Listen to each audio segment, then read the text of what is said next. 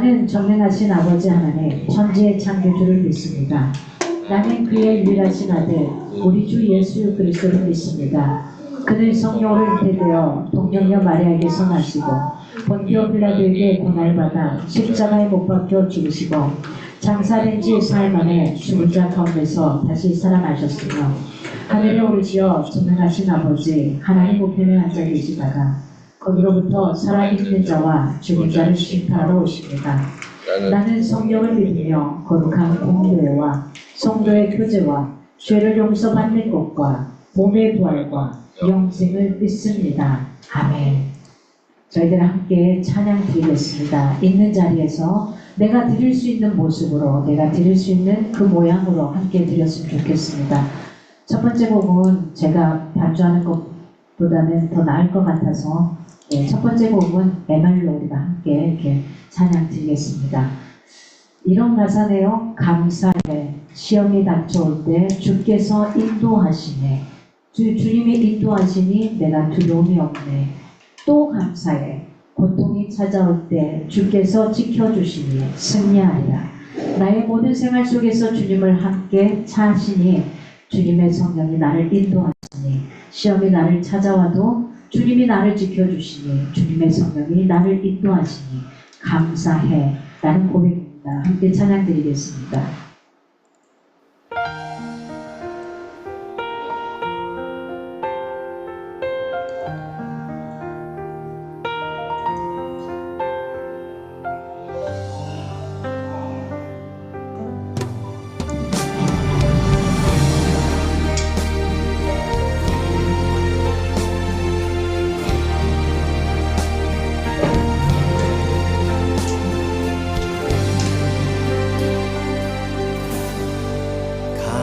감사해. 시험이 닥쳐올 때에 주께서 인도하시니 두려움 없네. 또 감사해. 또 감사해. 고통이 찾아올 때 주께서 지켜주시니 승리하리라. 나의 모든 생활 속에서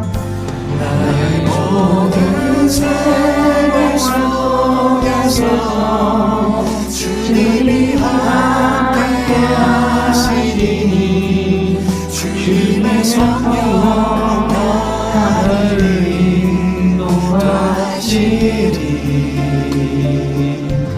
시험이 나를 찾아올 때 주님 지켜주시리.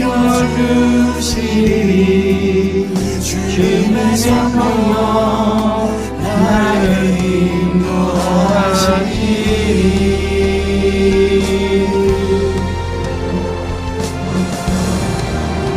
또 감사의 고통이 찾아오기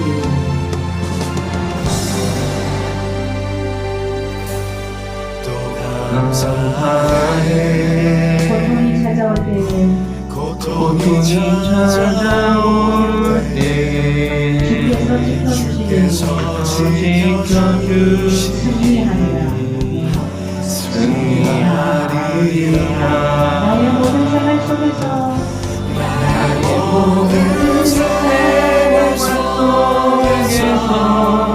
주님이 함께 하시니 주님의 성령 나를 인도하시니. 시험이 나를 찾아올 때 시험이 나를 찾아올 때 주님 지켜주시니 주님의 성령 나를 인도하시니. 나의 모든 생활 속에서 주님이 함께 하시니 주님의 성령 나를 인도하시니. 시험이 나를 찾아올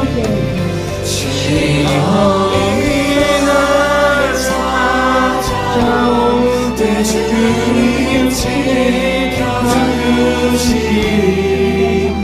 주님의 성령 나를 인도하시니 주님의 성령 나를 인도하시니 주님의 성령 나를 도와주시니 주님의 성령 나를 인도하시니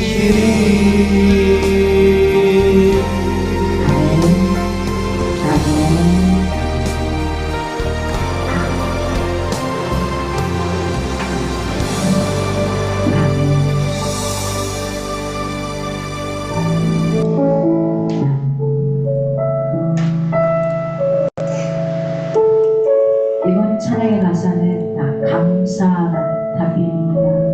감사라는 주제로 함께 합니다. 날 구원하신 주님을 이 시간 감사할 수 있었으면 좋겠고요. 때로는 응답하신 기도도 감사하지만 거절하신 것도 감사하고 힘들었지만 버틸 수 없을 것 같았는데 풍랑도 견딜 수 있어서 감사하고 기쁨만 있는 게 아니라 아픔이 때로는 있기에 그 기쁨, 참된 기쁨을 알기에 또 감사할 수 있고 모든 것들이 감사한 것 같습니다. 그런 거요. 우리 정교비를 만날 때가 초등학교 3학년, 2학년 때 만났나요? 2학년 때 만났는데 벌써 초등학교 5학년이 됐어요. 커가는 정교비를 보면서 또 감사드리게 되는 것 같아요. 그전하고는 다른 모습 보이고 우리 시아, 저 시아가 저렇게 나올지 전혀 몰랐는데 우리 얼마나 기도했는데요. 하나님, 근데 우리 시아의 응답 받으신 것에 대해서 얼마나 감사한지 모릅니다. 우리는 그냥 내일의 희망을 감사할 수 있었으면 좋겠습니다. 날 구원하신 주님을 찬양드렸으면 좋겠습니다.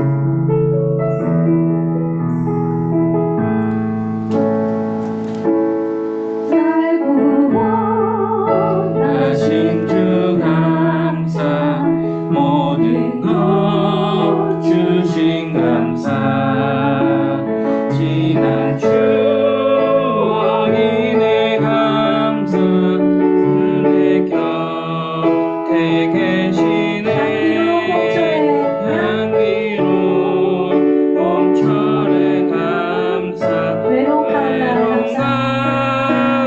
날 감사 사라진 눈물도 감사 나의 영혼 평안에 응답하신 기도 감사 거절하신 것 감사 헤쳐나온 풍랑 감사 모든 것 채우시네 아픔과 기쁨도 감사 절망 중위로 감사 증량 못하는 애 감사 크신 사랑 감사해 길가에 장미꽃 감사 장미 가시도 감사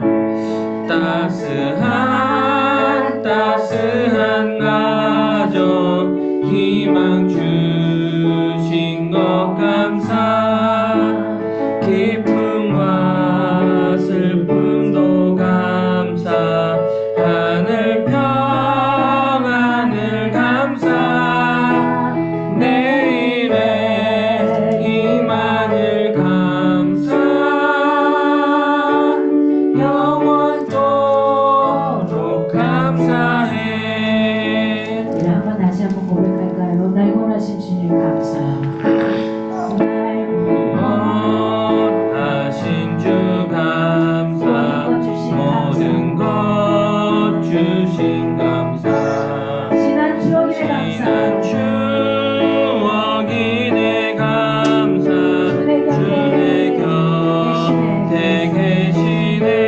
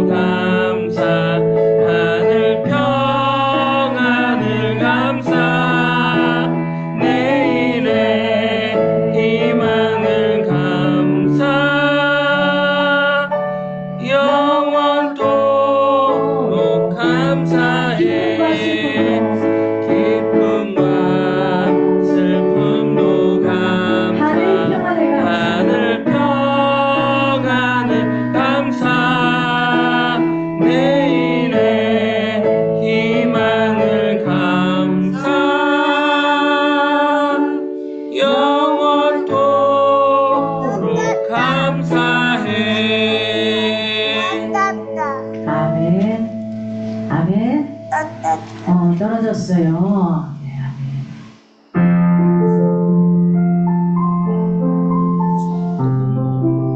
내년부터는 우리 시합 찬양팀으로 세우려고요. 가족 찬양.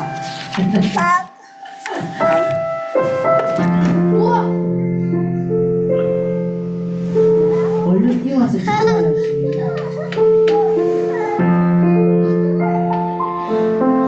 주 나의 모습 보네, 상한 나의 맘 보시네. 지난 한 주간에 제가 늘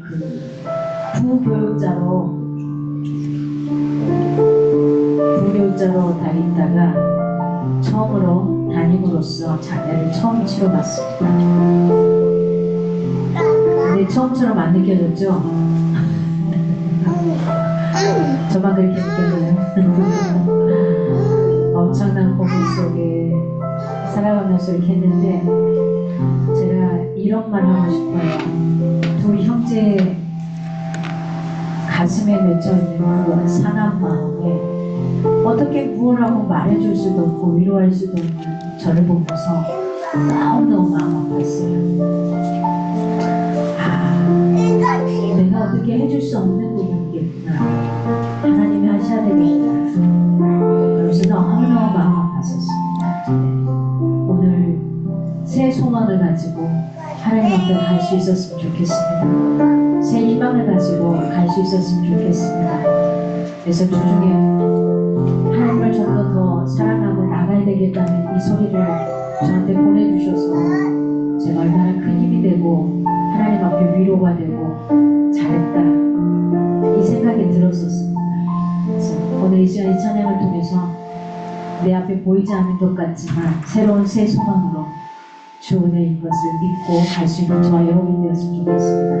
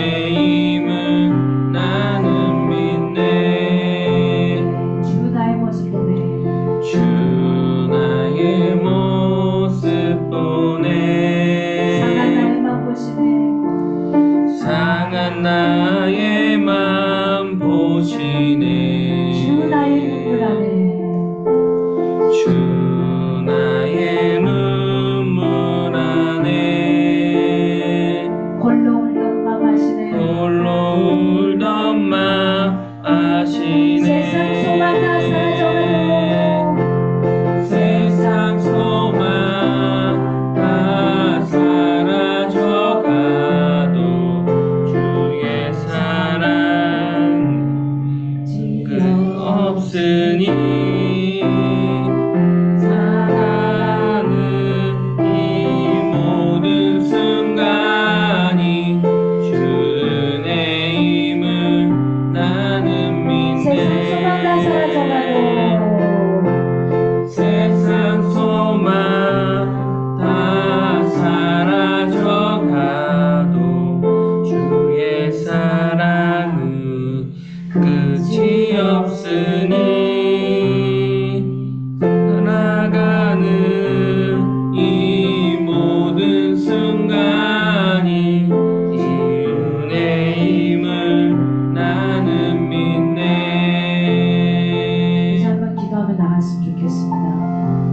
세상 소망이 다 사라진다 그래도 하나님의 은혜 가운데서 서 있을 수 있는 저와 여러분이 되었으면 좋겠습니다.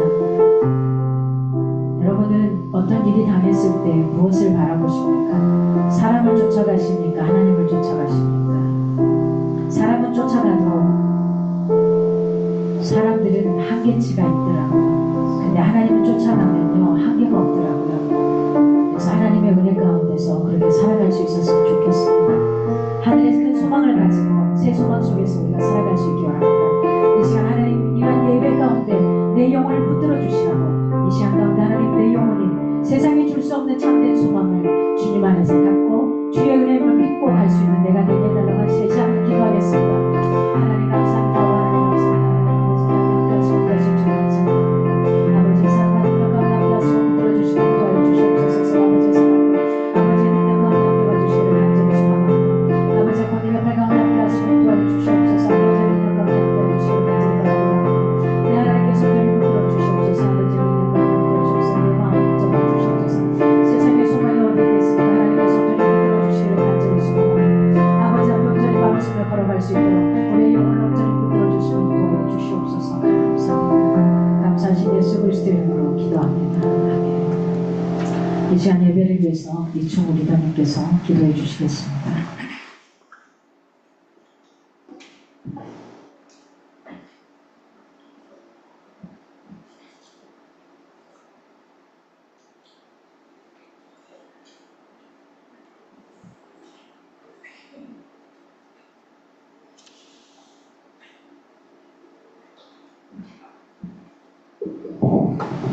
기도하시겠습니다. 거룩하신 하나님 아버지, 창조의 주권자 되시며 생명의 근원이 되시는 주님 앞에 오늘도 주일 예배로 모여 예배드릴 수 있는 은혜를 주심에 감사드립니다. 가을 문턱에 서 있는 9월, 무더위가 지나가고 서늘한 바람이 불어오는 이 계절 속에서도 하나님의 섭리와 인도하심을 깊이 느낍니다. 들녘의 곡식이 익어가고 나무들이 열매 맺는 모습을 바라보며 우리 삶 또한 주님의 손길 속에서 자라가고 열매 맺어야 함을 다시 깨닫습니다. 주님, 여름의 뜨거움을 지나 계절이 바뀌듯 우리의 인생에도 변화와 전환의 시간이 찾아옵니다. 그 모든 순간이 주님의 뜻 안에 있음을 고백합니다. 때로는 더위와 같이 힘든 시기가 있었지만 그 속에서도 우리를 지켜주시고 땀 흘린 만큼 풍성한 결실을 허락해 주시는 은혜를 기억하게 하옵소서. 아멘. 지난주 고 김순남 성도의 천국 환송 및 장례를 무사히 마칠 수 있음에 감사드립니다. 아멘. 처음부터 끝까지 선한길 공동체가 같이 아파하고 기뻐하며 기도하는 순간들이 모두 은혜임을 고백합니다. 아멘. 주님, 선한길 공동체를 기억하옵시고 축복하옵소서. 주님, 오늘 드리는 예배가 단순한 형식이 아니라 우리의 심령이 새로워지는 시간이 되기를 원합니다. 아멘. 찬양할 때는 감사와 기쁨으로, 기도할 때는 간절함과 진실함으로, 말씀을 들을 때는 순종의 마음으로 임하게 하여 주옵소서. 이 예배를 통하여 우리의 영혼이 새 힘을 얻고 다시 세상 속으로 파송되어 빛과 소금의 역할을 감당하게 하옵소서. 하나님 아버지, 계절의 은혜처럼 교회 안에서도 영적 추수가 일어나기를 원합니다. 아직 주님을 알지 못하는 이들이 예수 그리스도의 복음을 듣고 구원의 은혜를 경험하게 하시며 믿음이 연약한 성도들이 말씀과 기도로 굳건히 서게 하옵소서. 또한 교회의 모든 사역 위에 주님의 지혜와 능력을 부어주셔서 맡겨진 사명들을 충성스럽게 감당하게 하옵소서. 이 나라와 민족을 위해 기도합니다. 불안한 국제 정세 속에서도 평화의 주권자이신 하나님께서 대한민국을 붙들어 주시고 지도자들에게 지혜와 겸손을 허락하셔서 국민을 사랑하는 마음으로 바른 길을 이끌게 하여 주옵소서. 또한 사회 속에서 갈등과 분열이 아닌 화해와 연합이 일어나도록 역사하여 주옵소서. 주님, 각 가정과 일터 위에서 계절의 은혜가 가득하기를 원합니다. 학업으로, 직장으로, 사업으로 애쓰는 모든 손길 위에 주님의 축복을 내려주시고 자녀들에게는 믿음의 유산이 이어지며 부모 세대에는 건강과 평안을 허락하여 주옵소서. 특별히 연약한 자, 병상에 있는 자, 마음이 무너진 자를 기억하시고 치유와 위로와 함께하여 주옵소서. 사랑의 하나님, 가을의 풍성한 열매처럼 우리의 삶에서도 믿음의 열매, 사랑의 열매, 감사의 열매가 맺히게 하옵소서. 아멘. 작은 것에 감사하며 주신 은혜를 잊지 않고 받은 사랑을 나누는 삶으로 살게 하옵소서. 아멘. 오늘 드리는 예배를 통하여 우리의 마음을 새롭게 하시고 다시 시작할 힘을 주시는 주님을 만나게 하옵소서. 아멘. 모든 것을 감사드리며 우리 구주 예수 그리스도의 이름으로 기도드립니다. 아멘.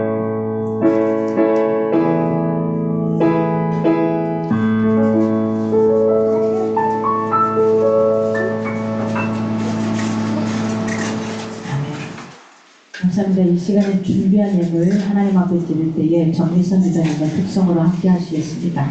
네, 영상으로 찍지 못해서 이번에는 제가 그림에 그냥 이렇게 목소리만 가져왔습니다. 함께 기도하시면서 들었으면 좋겠습니다.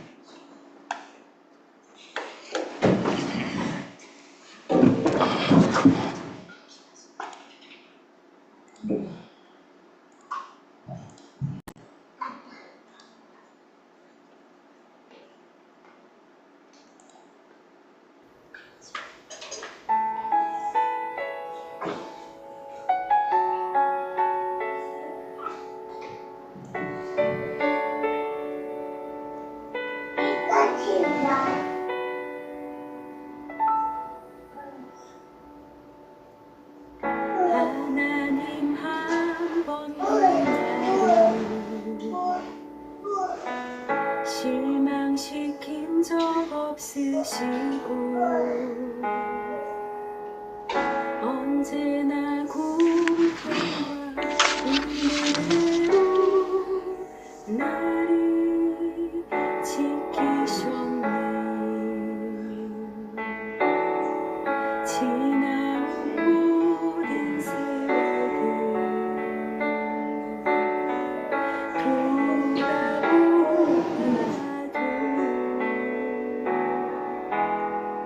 그 어느 것 하나 주의 손길 안 미친 것 전혀 없네.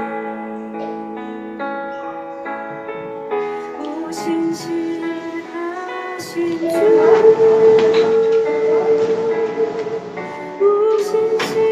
오신실하신 주 내 너를 떠나지도 않으리라. 내 너를 버리지도 않으리라. 약속하셨던 주님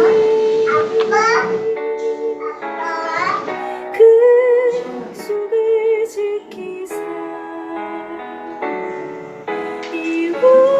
이후로도 영원토록 나를 지키시리라. 확신하네.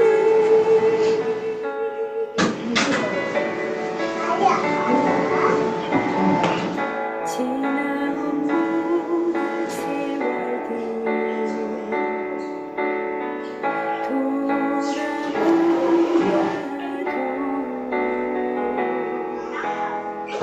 그 어느 것 하나 주의 손길 안 미친 것 전혀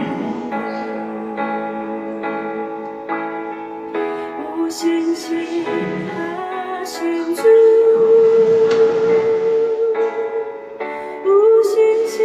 오신실하신 주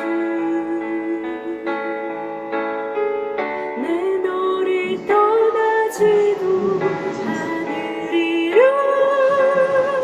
내 너를 버리지도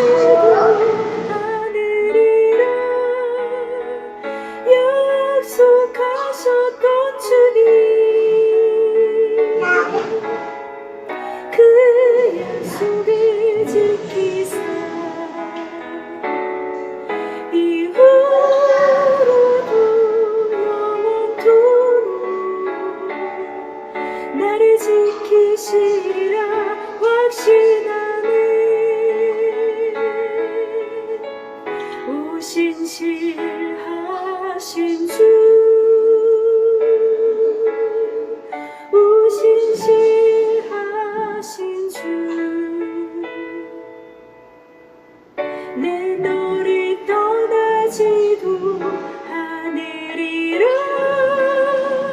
내 너를 버리지도 않으리라 약속하셨던 주님 그 약속을 지키사 이후로도 영원토록 나를 지키시리라 확신하네 이후로도 영원토록 나를 지키시리라 확신하네 나를 지키시리라 확신하네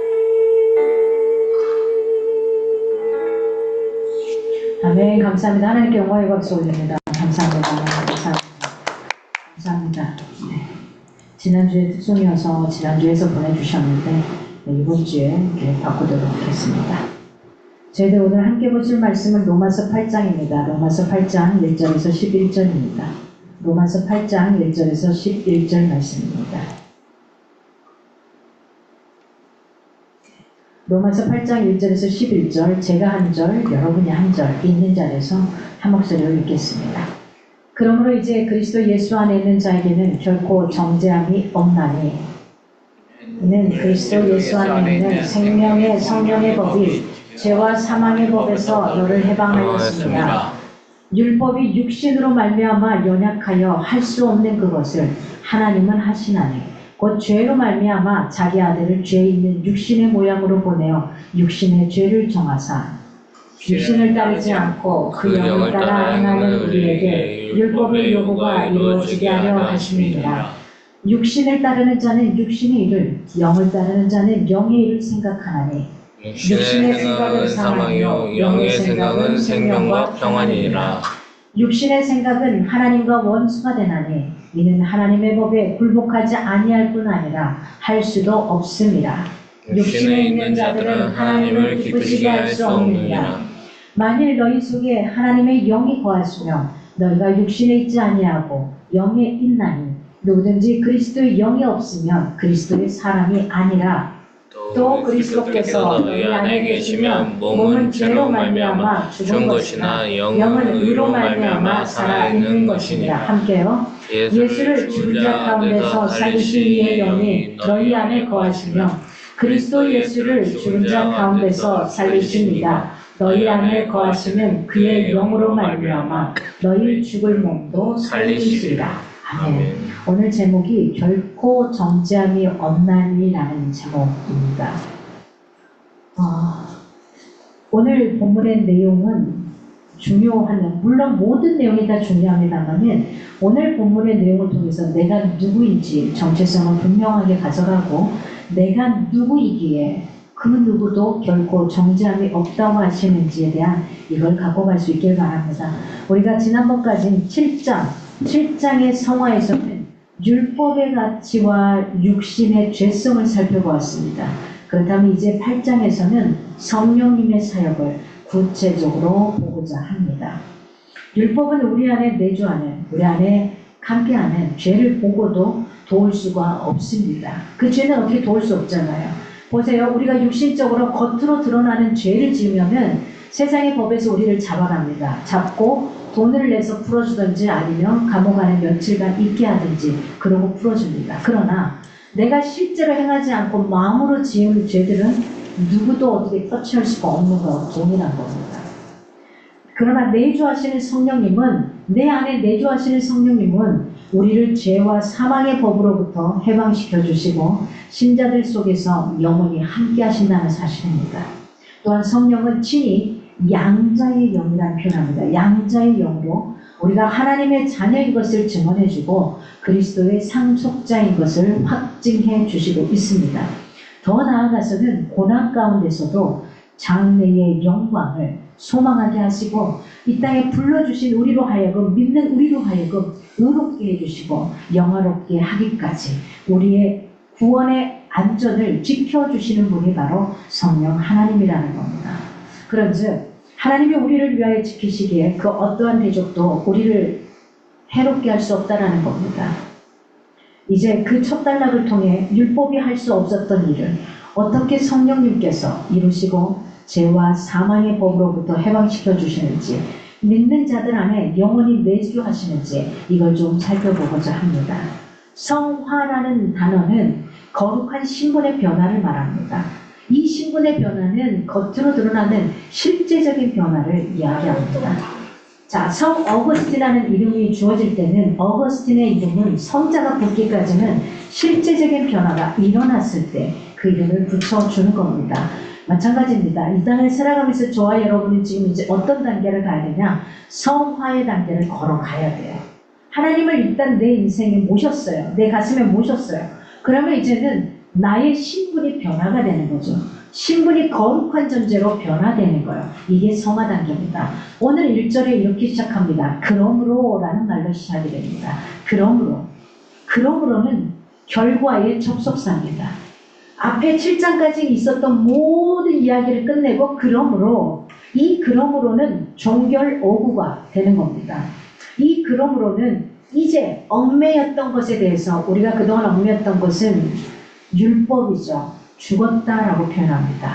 그리고 우리는 율법에서 벗어났다라고 표현합니다. 그러므로 이제 예수 안에서 네가 율법에서 벗어났기 때문에, 그 법에서 벗어났기 때문에 예수님 안에만 있으면 결코 누구도 너에게 벌을 할 수 없다, 이런 표현인 겁니다.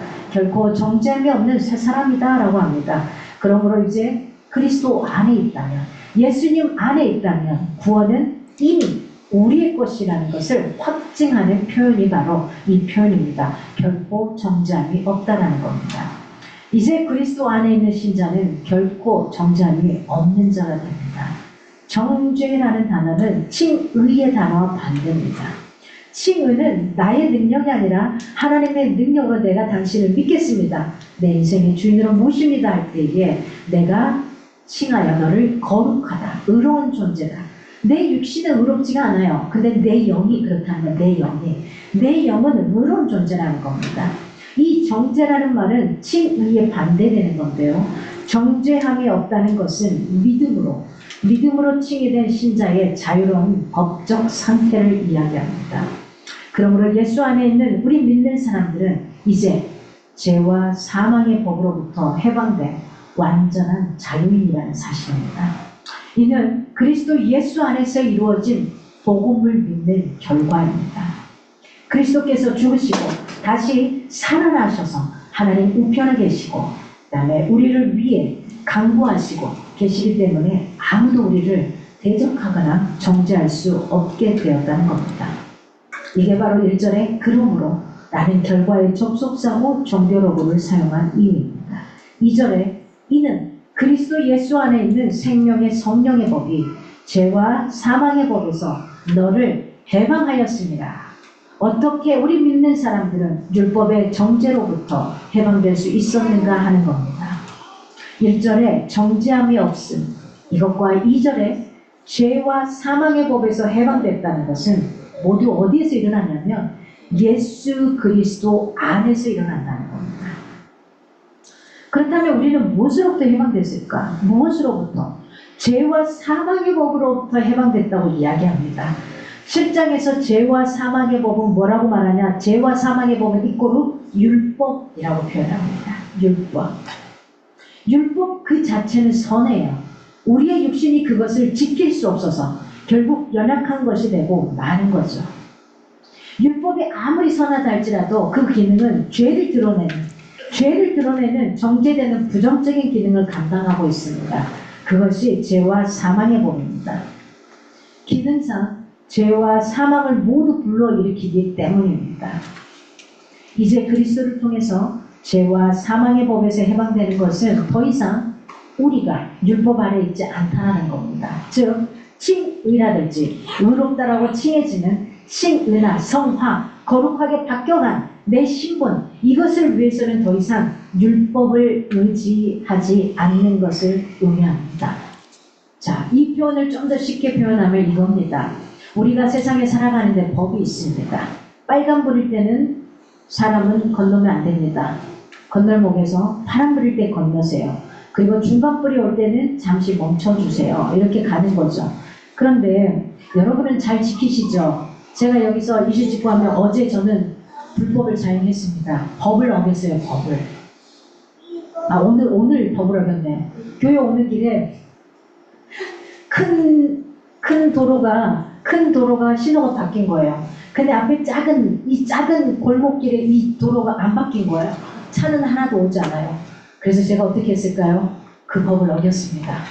거기를 얼른 뛰어가지고 와서 큰 도로는 어차피 바뀌어 있기 때문에 제가 건너야 되니까 건넜습니다. 율법은 그렇습니다. 내가 잘하고 잘못한 것을 죄를 들춰내주는 겁니다. 그리고 누군가가 나를 고발하면 벌금을 내거나 이런 행위를 하게 될 겁니다. 율법은 그 이상의 것을 하지 못해요. 내 마음을 타치를 하지 못해요. 다음에도 그것을 범하지 못하게 하질 못한다고요. 내 마음에서 내가 그걸 하지 않아야지만 가능하다는 겁니다. 겉모습만 바뀌어서는 법을 얼마든지 어길 수도 있고 어기지 않을 수도 있다는 거예요. 근데 내 마음에서는 법을 쉽게 범하기도 합니다. 이걸 다르다는 겁니다. 이제 바울은 죄와 사망의 법에서 해방시켜주는 수단을 뭐라고 말하냐면 생명의 성령의 법이라고 이야기합니다. 생명의 성령의 법. 성령은 생명의 영으로 창조 때부터 생명 그 자체로 기원에 존재한다는 겁니다. 성령은 우리 믿지 않는 불신자들 속에서 생명의 거듭남을 주관하고 계셔요. 그래서 예수 그리스도의 구속을 적용시키고 계셔요. 그래서 그 예수 그리스도를 믿기만 하면 나를 위해 이 땅에 오셔서 십자가에 돌아가시고 나를 위해 다시 살아나신 그 주님을 믿기만 하면 나를 구원해 주시는 생명의 성령의 법 아래 두신다라는 겁니다. 죄의 결과인 사망으로부터 단번에 해방시키시는 하나님의 능력입니다. 그래서 생명의 성령의 법은 하나님의 능력인 복음인 겁니다. 그 복음이 뭐죠? 예수 그리스도입니다. 죄와 사망의 법은 뭐냐? 율법으로 해석할 수 있는 겁니다.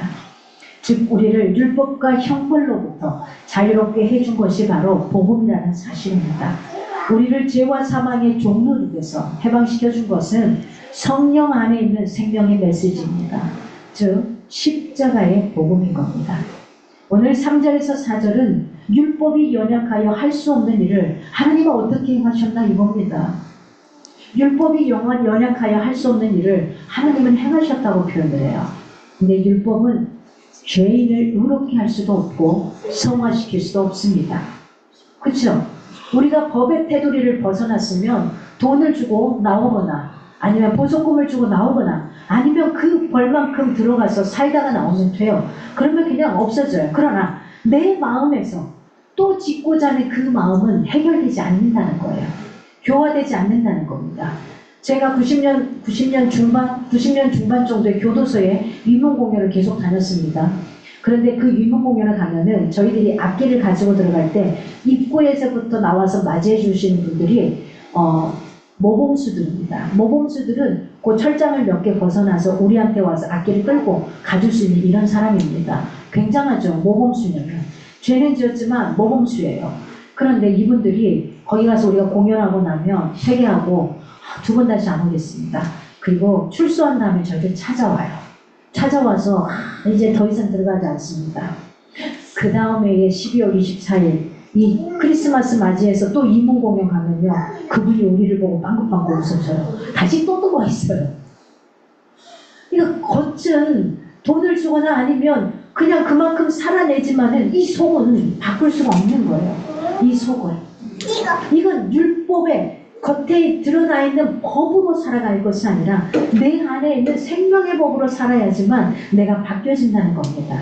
율법 자체가 무기력한 것이 아니라 우리의 타락한 이기적인 본성, 내 안에 이 육신, 그게 범인이라는 거예요. 이제 죄로 인해 연약해진 율법이 할 수 없는 일을 하나님은 행하시는데요.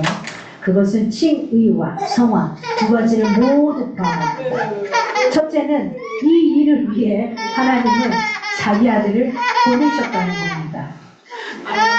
자기 아들을 죄 있는 육신의 모양으로 보내셔서 우리를 위해 속죄의 죽음을 준비하심으로 우리의 칭의를 이루셨다는 겁니다. 단지 육신의 모양으로 오신 것이 아니라 진정한 육신을 입고 오셨단다. 우리 인간의 모습을 똑같이 하고 오셨단다.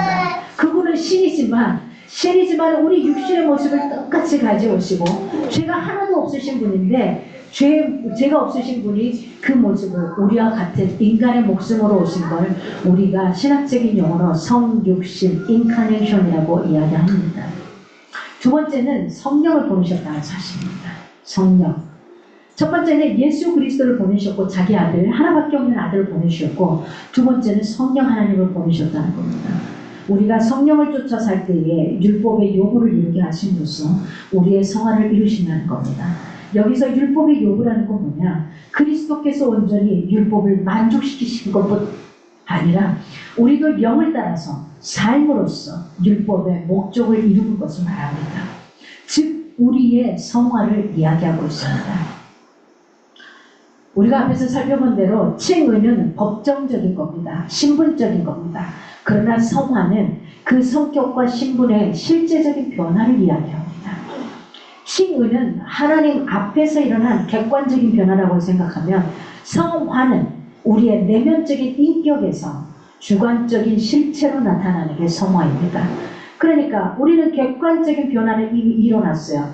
예수님을 믿기로 다짐합니다. 내가 그 예수님을 믿습니다. 내 인생의 주인으로 모십니다. 이러면서 예수님이 객관적인 입장에서 칭의를 해주신 거예요. 너는 거룩한 존재다. 너 겉모습이 아니라 내 영이 거룩한 존재다. 그러나 성화는 이제 누가 해야 되냐? 내가 해야 되는 거예요. 내가 살아내는 방식이에요. 이게 성화예요. 인격적인 변화가 일어나야 되는 게 성화라는 겁니다. 주관적인 실제를 가져야지만 되는 게 성화라는 겁니다. 그래서 저와 여러분은 이제 이 땅에 살아가면서 이 성화의 단계로 점점 변해가는 겁니다. 저 하층민에서 상층민으로 바뀌어가는 겁니다. 저 아래에서 죄의 종에서 이제는 하나님의 생명의 종으로 살아가는 겁니다. 우리를, 그 굉장히 부족한 우리를 아들의 형상을 닮은 의로운 자로 만들기 위해서 칭의로 부르신 하나님 앞에서 실제 성령을 따라 행함으로 아버지 하나님의 부르심에 순종하는 거룩한 백성으로 우리가 살아갈 수 있기를 바랍니다. 5절에서 8절을 보면 육신과 성령을 따르는 자의 삶은 결국 어떤 결과를 나타냅니다. 어떤 결과를 나타내느냐? 바울은 두 종류의 삶을 대조해서 이야기합니다. 하나는 뭐냐? 첫째는 육신을 따르는 사람이에요. 육신을 따르는 삶은 어떤 삶이냐면 본능대로 살아가는 거예요. 몸이 시키는 대로 살아가는 거야. 나 배부르고 힘들면 아무것도 하지 않아. 해야 될 것도 하잖아. 그냥 나 기분 나쁘면 무조건 그냥 상대방한테 욕하거나 뭐 던지거나 뭐 하거나 그냥 이렇게 사는 게 육신으로 사는 거예요. 그냥 생긴 대로 살아가는 거예요. 그냥 이런 사람이 있는가 하면 다른 한 종류는 성령을 따르는 삶을 이야기합니다. 여기서 특별히 성령을 따라 사는 사람은 내가 너무 화가 나, 짜증이 나, 저 제발 없으면 좋겠어, 나를 너무 괴롭혀.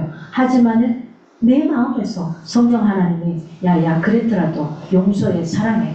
그러면 내가 꼭 참아가고 노력하는 겁니다. 이게 성령을 따라가는 삶입니다. 근데 이때 이 두 가지, 육신을 따라가는 삶과 성령을 따라가는 삶에서 특별히 사도 바울이 강조하는 게 있습니다. 그건 이겁니다. 생각입니다. 생각이 없으면 육신이 시킨 대로 본능적으로 배고프면 먹고 배부르면 그냥 누워 자고, 학교 가기 싫으면 안 가고, 가고 싶으면 한번 가고, 그냥 괜히 길거리 가다가 누구 한번 딱 차고 싶으면 뻥 차고, 이 본능적으로 살아가는 거. 본능적으로 살아간다는 것은 개나 돼지, 짐승과 똑같은 삶을 산다는 겁니다. 근데 우리는 이 생각을 달리하니 그렇게 살고 싶은 마음은 꿀떡 같지만 어떻게 성령을 따라가는 사람은 다르다는 겁니다. 생각이란 모든 사람의 기본적인 사고방식이죠. 그 사람이 무엇에 관심을 갖고 있는지, 무엇을 목표로 사는지를 드러내주는 겁니다. 그래서 가장 잘 알 수 있는 방법은 여러분이 자주 보는 SNS에 핸드폰을 딱 열어서 유튜브를 열어보면 유튜브를 내가 자주 보는 것들이 딱 따라오죠. 아, 내가 지금 뭐에 홀려있고 뭐에 따라가고 있는지 딱 열어보면 열리는 그 화면에 쫙 먼저 내가 뭔가를 찾기 전에 따라오는 것이 내가 계속 찾고 있는 거예요. 내가 계속 보고 있는 거야. 그게 바로 여러분 자신이라는 겁니다. 무엇을 찾아가고 있는지, 무엇을 향해 가고 있는지, 결국 우리가 무엇을 집중하고, 내가 무엇을 집중하고, 무엇에 몰두하고 있는가가 단순한 삶의 방식의 문제가 아니라 굉장히 중요합니다. 우리의 운명을 결정짓고 있다는 사실입니다. 대충 그렇게 살아갈 것인가? 아니면 대충 그렇게 살아가는 게 아니라 나는 확실하게 내 인생의 사명을 가지고 이 땅에 온 이유와 목적을 가지고 살아낼 것인가 하는 겁니다. 성경은 계속 말합니다. 육신의 생각은 사망이다. 왜 육신의 생각이 사망이냐면 이건 어떤 본성이냐면 이기적인 본성이에요. 이기적인데 이 육신은 어떤 본성이냐면 이기적이기도 한데 타락한 이기적인 본성이라는 거예요. 타락했어요. 그런데 더불어 이기적이야. 그러니 육신의 생각이 나를 점점점 나쁘게 만들어가죠. 생각이 오죠. 배고파서 몽땅 혼자 다 먹었어. 혼자 다 먹었는데 이제 배부르니까 움직일 수 있어요? 못 움직여요. 그냥 들어 누워있어요. 내 몸은 어떻게 돼요? 타락한 이기적인 본성 때문에 계속 쉬고 싶어지잖아요. 쉬다가 보면 어떻게 돼요? 내 몸이 고장나죠. 병이 생기기 시작하는 거죠. 결국은 사망에 이르게 되는 거예요. 육신의 지배를 받는 사람은 이미 영적인 죽음이 불가피합니다. 죽음을 피할 수가 없는 겁니다. 더 나아가서 하나님과 원수가 되게 되고요. 하나님을 기쁘게 할 수도 없습니다. 그러나 성령의 생각은 이렇게 표현합니다. 생명과 평안이다.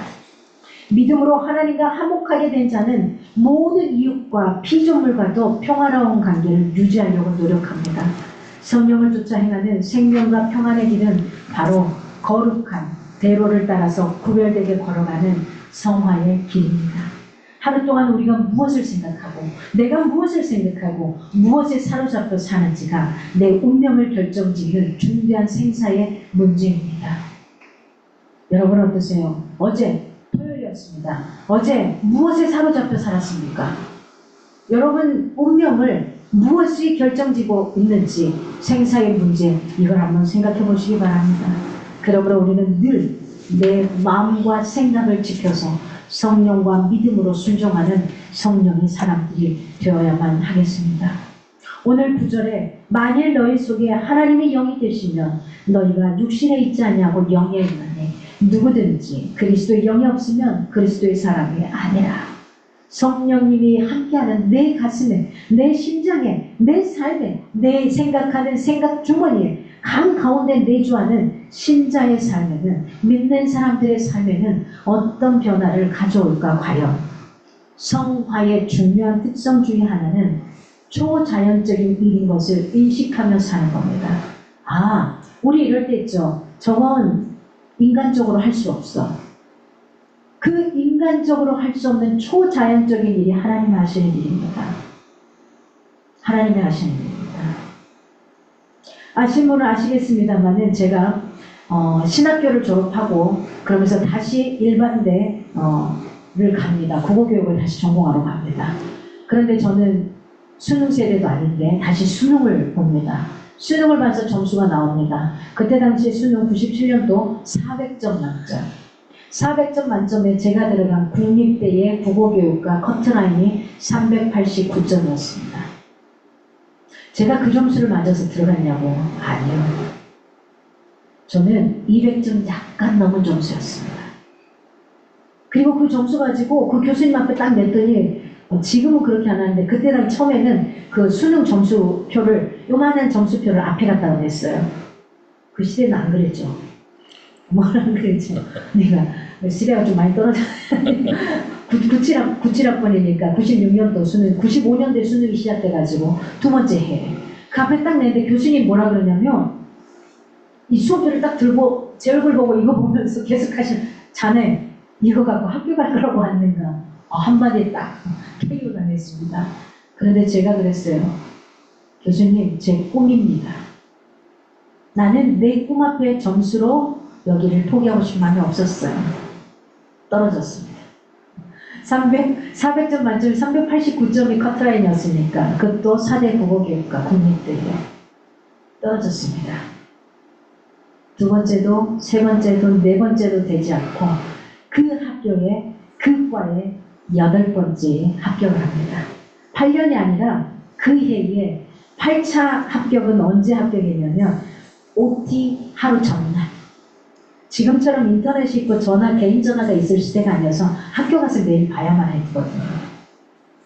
그런데 제가 그 1차가 끝나고 8차까지 기다리는 순간 우리가 20명 정원인데 15번이었습니다. 후보 15번. 지금까지 본 바로는 절대 될 수 없는 숫자입니다. 그런데 하나님이 내가 네 자리에 하나만 주면 되잖아. 제가 웃었어요. 기도하다가. 아이 웃기십니다. 아니 내가 1번이나 2번 후보 보고 1번이나 2번 된다면 그래요. 뭐 가능하겠네 이렇게 하겠는데 절대 될 수 없어요. 8차 되기 전날까지 15번으로 그대로 있었거든요. 한 명도 빠지지 않고. 근데 8차에 됐다는 연락을 받습니다. 제가 들어가지도 못하고 같이 공부했던 후배를 들여보냈어요. 제 수험표를 주고 합격 증서를 받아옵니다. 초자연적인 일입니다. 나의 힘으로 내 성적으로 갔다면 하나님이 했다고 말 못하죠. 근데 그게 아닌 거거든요.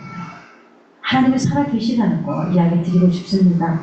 하나님의 주권적인 은혜 이걸 누릴 수 있기를 바랍니다. 때로는 정말 필요한 자에게는 하나님이 주시기도 하고요. 그게 필요하지만 그 사람에게 줘서는 오히려 독이 된다면 줄 수 없는 거예요. 마치 이거요. 시아에게 우리가 시카를 줄 수 없는 거예요. 시아가 아무리 갖고 내가 조심스럽게 놀게 해도 줄 수 없어요. 어떻게 줘요? 못 줘요.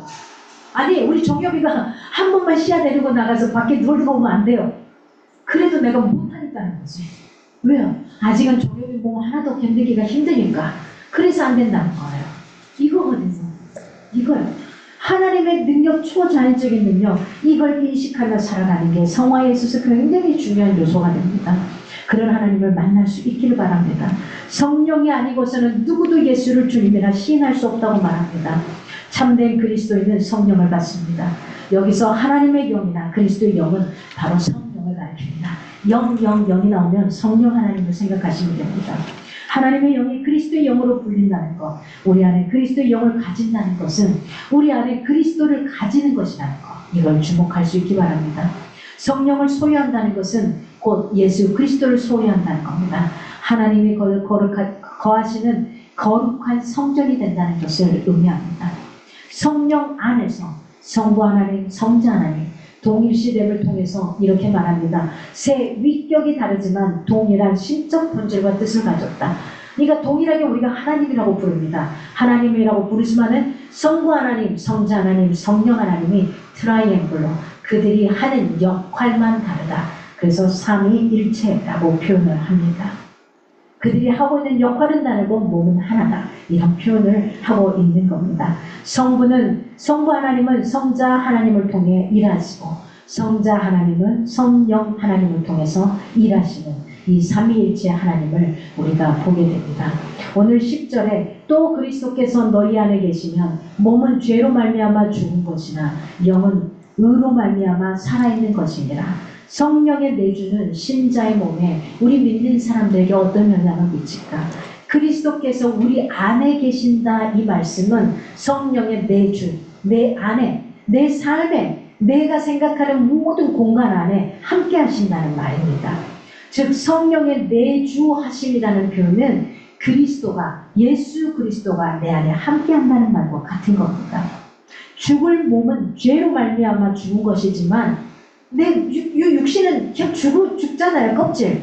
살아있을 수가 없어요. 그렇지만 그의 영이 살아있다는 겁니다. 그의 영이. 개나 돼지나 짐승과 사람이 다른 것은 영이 있고 없고의 차이라는 겁니다. 영이 있고 없고의 차이. 실제로 사람이 영이 있는가 이걸 가지고 굉장히 과거에 1900년대에 의사들이 죽기 직전에 임종 직전에 있는 사람들에게 동의를 받아서 한 10구의 시체를 죽기 직전에 몸무게를 재고 그 다음에 죽고 난 다음에 우리가 이제 물 같은 거 빠지거든요. 그거 빠진 다음에 무게를 또 재봤습니다. 변화가 있는가 없는가. 사람에게 있어서 약간의 아주 근소한 0.00 몇의 차이는 있었지만 죽기 전과 죽은 후의 무게의 변화가 확실하게 다 있더라는 거예요. 동일한 숫자의 개념이 약간씩 있더라는 거예요. 그래서 한 사람이 해부를 합니다. 해부를 해봅니다. 그 사람을, 죽은 사람을. 해부를 해서 이 영이 어디 부분에 붙어있지? 장기 중에 하나가 아닐까? 이 장기 중에 하나가 아닐까? 그래서 이렇게 찾습니다. 그런데 없더라는 거예요. 그 영은 장기 중에 하나가 아니에요. 이미 육신의 모든 것들은 다 썩어져 없어지거든요. 다 가거든요. 그런데 그 장기 중에 하나가 아니더라는 거예요. 그래서 결론을 짓습니다. 아, 사람에겐 영이 있구나. 돌아갈 고향이 있구나. 이걸 결론 짓습니다. 이대로 한참 시간이 흘러갑니다. 그래서 90년도에 제 기억상, 자료상 1990년도에 다시 한번, 예전에는 뭐 이렇게 저울이 좀 그렇게 디테일하지 않았으니까 지금은 초정밀 디테일한 것으로 또 한 10구 정도를 두고 또 연구를 합니다. 진짜 사람이 죽기 전하고 죽은 다음에 무게의 차이가 있는가? 이걸 했습니다.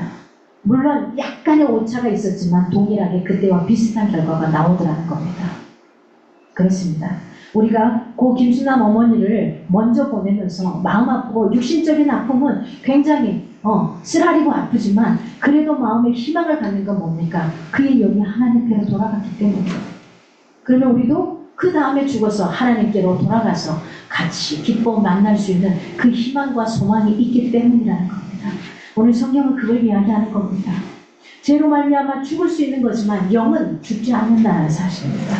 우리의 믿는 사람의 몸이랄지라도 몸은 죄로 말미암아 죽어요. 그래서 우리 이렇게 말합니다. 성경적인 원리입니다. 사람이 죽으면 이렇게 말합니다. 돌아가셨다. 고향으로 돌아갔다는 말입니다. 자기가 태어났던 본향으로 돌아갔다는 말입니다. 자기를 이 땅에 보내주신 그 하나님의 품으로 돌아갔다는 말입니다. 그게 바로 죽음의 의미입니다. 결국 흙에서 왔으므로 흙으로 돌아가는 겁니다. 그러나 내 안에 내주하시는 성령으로 말미암아 구속받은 우리의 영은 영적으로 살아있고 성령의 인도하심을 받는다는 사실입니다. 성령은 우리 몸의 궁극적인 운명은 죽음이 아니라 성령은 이렇게 말합니다. 부활이다. 장래 놀라운 소망을 꿈꾸게 합니다. 다시 살아난다는 겁니다. 뭐가? 내 영이. 내 육신이 죽어서 다 없어진 이 허울되어 있는 이 육신이 아니라 내 영이 다시 살아난다는 겁니다. 11절에 오늘 마지막 절 성령의 내주를 통해 우리 믿는 자가 궁극적으로 기대할 수 있는 소망은 무엇일까 하는 겁니다. 성령은 생명의 영이자 부활의 영입니다. 그분은 예수를 죽은 자 가운데서 살리신 이의 영이기 때문입니다. 부활의 영인 성령이 우리 안에 거하면 성령으로 말미암아 하나님이 우리 죽을 몸도 살리시리라 약속합니다. 하나님은 예수를 죽은 자 가운데 살리신 이인 겁니다. 우리는 여기서 삼위 하나님을 만나게 됩니다. 부활시키시는 성부와 부활하신 성자 그리고 부활의 성령이십니다. 그리스도의 부활은 우리의 부활에 대한 보증이고 본보기입니다. 먼저 그렇게 하셨기 때문에 우리도 죽으면 다시 부활한다는 겁니다. 내 영을. 아들을 살리신 성령이 우리 역시 살리신다는 겁니다. 우리의 영에 생명을 주신 성령이 우리 몸에도 영원한 생명을 주셨다는 사실입니다. 장래의 부활은 우리의 썩을 몸이 새롭게 되어서 영광스럽게 변화되는 실제의 변형을 의미합니다. 이는 우리 죄악된 몸의 모든 연약함, 질병, 고통, 부패, 그리고 사망으로부터의 해방과 자유를 의미합니다. 이 놀라운 몸의 부활에 대한 소망의 첫 열매로 우리를 살리신 예수 그리스도의 부활이 있었던 겁니다. 그의 부활처럼 우리 영도 다시 부활한다는 것 놓치지 않고 살아가기 원합니다. 이번 한 주간을 살아가면서는 이렇게 한번 생각했으면 좋겠습니다. 내가 진정한 그리스도인인가? 내가 진정한 그리스도인인가? 이것을 고민하며 살아갈 수 있는 시간들이 되었으면 좋겠습니다. 성령의 임재를 통해서 죄사함을 받고 죄와 사망의 법으로부터 해방된 자가 나인가 분명하게 인지하고 이야기하며 나갈 수 있기를 바랍니다. 이제 하나님께 대하여 내가 믿는 자가 되고 영생을 소유한 천국의 백성이 될 수 있기를 바랍니다. 이 놀라운 내적인 임재와 변화를 날마다 인식하면서 살아갈 수 있기를 바랍니다. 이번 한 주간을 살면서 내가 거룩한 성품을 담을 자로 살아가고 있는가? 진짜 믿는 믿음의 사람으로 살아가고 있는가? 나의 안에 내 안에 내주하시는 성령과 인격적으로 동행하면서 그분께 순종하기 위하여 어떠한 노력을 경주하고 있는가? 이것을 물으며 살아갈 수 있는 귀한 시간들이 되기를 바랍니다. 이제 우리 함께 기도하며 나가겠습니다. 함께 기도하며 가겠습니다. 우리가 매 순간 매주 기도했었습니다. 우리 고 김순아 어머니를 지난주 우리 성도들의 기도로 잘 마쳤습니다. 감사합니다. 이 자리에 우리가 늘 기도했었던, 사실은 하나님 충령 형제의 건강도 좋지만은 영혼도 하나님 같이 천국 갈 수 있게 해달라고 기도했었습니다. 그 시간이 근 1년 정도 된 거죠. 그렇죠? 아팠을 때가 근 1년 됐죠. 더 됐어요. 그때부터 기도했어요. 그때부터서 동생이 우리 형을 위해서 기도해달라고 해서 항상 우리 여기 올라가서 같이 기도했었습니다. 네, 그런 날이 이렇게 꿈처럼 올 수 있을까 했는데 왔습니다. 그래서 우리 충용 형제와 충우 형제를 위해서, 그리고 우리 은혜리더를 위해서, 그래서 하나님 더 위로해 주시고 마무리할 거 잘 마무리하고 보내드릴 거 제대로 보내드리고 예도할 거 제대로 예도하고 그렇게 갈 수 있도록 해달라고 기도해 주시고, 우리가 급박한 게 있습니다. 여러분이 기도해 주셔서 OCM 스터디 학원이 행정적인 절차, 1차적인 절차는 끝났습니다. 그래서 그 서류가 나와서 지난 목요일날 교육청에 냈습니다. 그리고 내일 오후 2시에서 2시 반 사이에 교육청 실사가 나온다고 합니다. 하나님 이거 부담 없이 마무리될 수 있도록, 실사 나와서 특별하지 않게 정말 마무리될 수 있도록 계속 지금 5월달부터서 계속해서 지금까지 마음 졸이며 돈은 이중으로 내가면서 굉장히 힘든 시간들을 버티고 있었는데, 하나님 내일 오후 2시부터 2시 반입니다. 오늘도 기도해 주시되 내일 혹시 2시 반 한번 기도해 주시기 바랍니다. OCM 스터디 학원 최강 온 학원으로서의 마무리 지을 수 있도록 하나님 붙들어 달라고 이 두 가지를 놓고, 그다음에 우리 한상원 장로님, 한혜성 리더의 아버님이십니다. 치매 있으시고 여러 가지 건강 안 좋으신데 하나님 건강으로 지켜주시고 정신줄 붙들어 달라고. 그다음에 우리 최나무 장로님, 네, 제가 아는 다른 교인이십니다. 우리 최경 집사님 아버님이십니다. 지금 여러 가지 상황이 너무 많이 좋지 않습니다. 또 우리 장로님도 사실은 마지막 라운드에 여러 가지 증상들이 있어서 좀 많이 힘들고 어려운 상황들입니다. 하나님 좀 붙들어 주셔서 마지막 하나님과 함께 기쁨으로 안길 수 있도록. 그다음에 우리 이기호 권사님, 이현수 권사님, 우리가 늘 기도하는 대로 우리가 또 이준호 형제, 그다음에 우리 전미선 리더님 허리 아픈 것들, 또 아프고 힘든 영혼들을 위해서 기도해 주시고요. 또 그 외의 사업체들 까미수표 방영장 광고 갤러리, 이레마케팅, 제2행제, 제주민관, 지식요리사 3P, 라파웰리스, 또 우리가 후원하는 후원자들을 위해서 하나님께 성전을 붙들어 달라고, 말씀과 3위 1차례 달라고, 특별히 하늘을 위해서, 그리고 OCM 스터디 학원을 위해서 우리 함께 기도하며 나가겠습니다. 기도하겠습니다.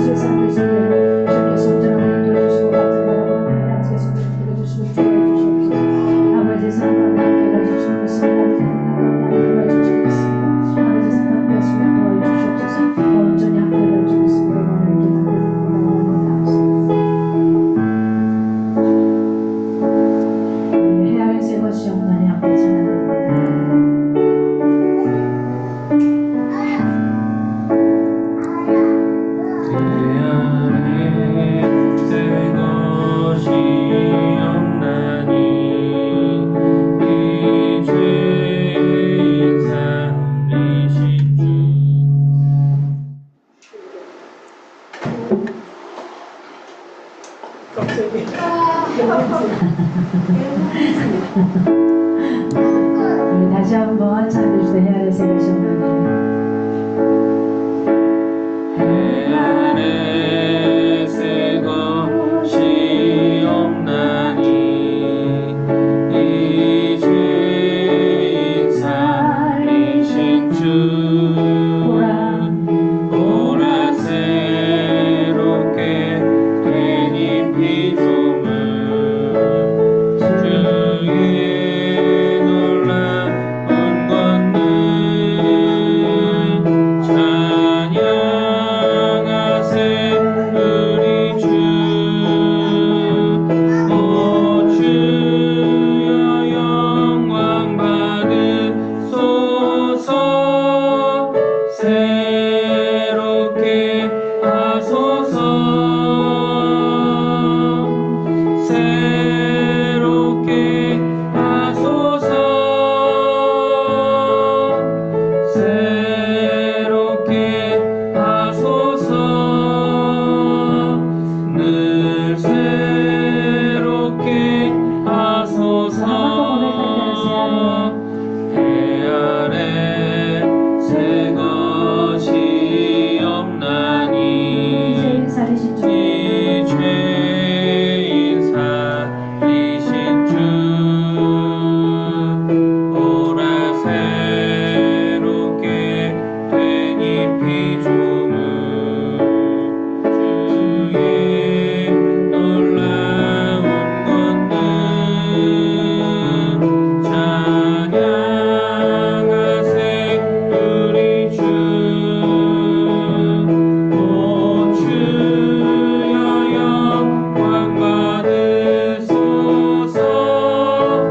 새롭게 하소서 새롭게 하소서 새롭게 하소서 늘 새롭게 하소서 하나님 감사합니다. 주님의 귀한 사랑 가운데 지난 한 주간 그래도 건강하게 잘 마무리 짓고 해결해야 될 것들을 해결하며 이렇게 잘 버티고 올 수 있게 하셔서 감사합니다. 특별히 이 시간 함께한 우리 중용 형제, 주무리더 마음에 많이 힘이 없고 무거운 짐이 있었을 터인데 하나하나 마무리해가면서 이것저것 두 형제가 더 끈끈함으로 함께할 수 있어서 얼마나 보기 좋고 좋을지 모르겠습니다. 하나님, 앞으로 얼마간을 같이 살아가며 나아갈지 모르지만 살아있는 날 동안 하나님 앞에 가기 전까지 더욱더 끈끈함으로 두 형제가 더 멋진 삶을 서로가 합력하여 손을 이뤄갈 수 있도록 붙잡아 주시기를 간절히 소망합니다. 아버지, 주님 앞에 오면서 빈손으로 놓지 않고 11조의 물로 감사의 물로 그리고 하나님 성교의 물로 그리고 주일의 물로 구별하여 드렸습니다. 하나님 구별하여 드린 이 성결 가운데 하나님께서 더 풍성하게 채워주시고 형제 하나님 받을 그릇이 될 영혼들 가운데 감추어진 부하가 있거든 온전히 이들의 삶 가운데 쏟아질지어다. 하나님께서 온전히 붙들어 주시는 귀한 것들을 경험할 수 있도록 인도하시고 붙잡아 주시기를 간절히 소망합니다. 하나님, 이번 한 주간도 또 살아가고자 합니다. 더위가 어느 정도 물러가고 또 시원한 바람도 선선하게 아침 저녁으로 불어오는 이때에 우리가 내가 어떤 모습으로 살아가야 될지 육신에 속한 사람이 아니라 내 영에 속한 자로 하나님을 모시고 살아갈 수 있는 귀한 영혼들이 되기를 간절히 소망합니다. 이제는 우리 주 예수 그리스도의 은혜와 하나님의 크신 사랑과 성령의 교통하심 속에서 이번 한 주간도 주님 손 꼭 붙들고 살아가기를 원하는 사랑하는 영혼들 가운데 결코 정지함이 없다고 말씀하시는 이 말씀 붙들고 살아가는 사랑하는 영혼들 가운데 큰 위로와 희망이 되기를 간절히 축원하옵나이다. 아멘.